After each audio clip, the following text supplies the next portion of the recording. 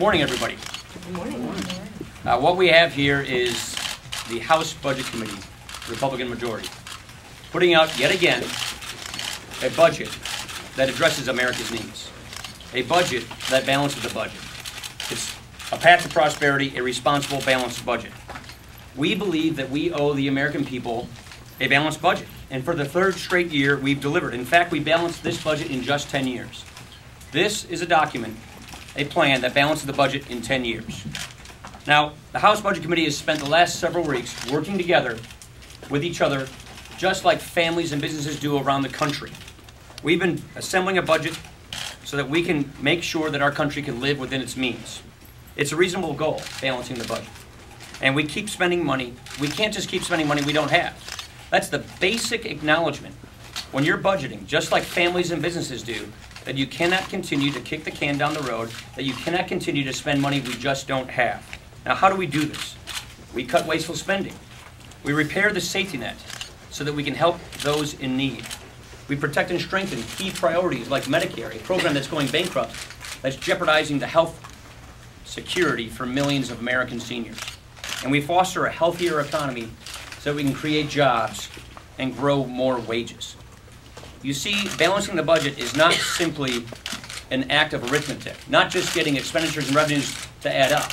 Balancing the budget is a means to an end. It's a means to a healthier economy, a pro-growth society, a pro-growth economy that delivers opportunity.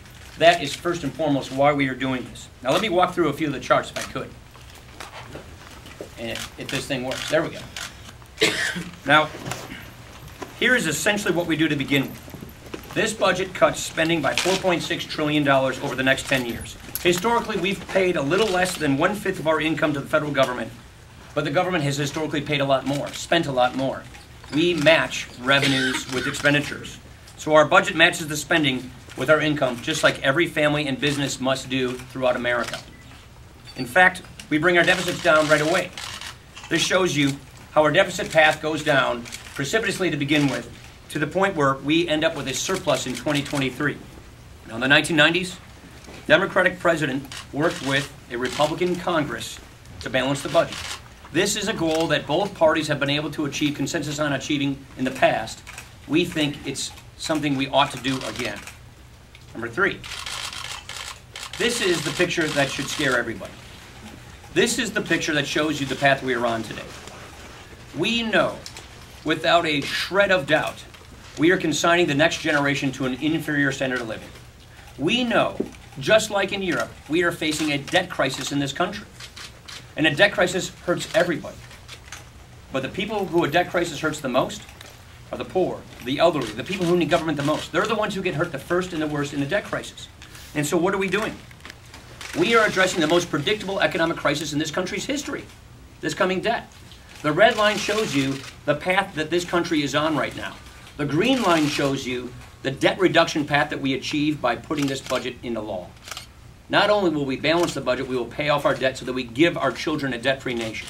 And doing that helps grow our economy as well. At this time, I'd like to turn over to one of the distinguished members of the Budget Committee, who's one of our Ways and Means designees. He's going to talk about some of our pro-growth economic policies.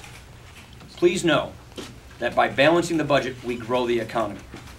By including pro-growth reforms like tax reform, we're making it easier for businesses to plan, to invest, to create jobs, to be competitive.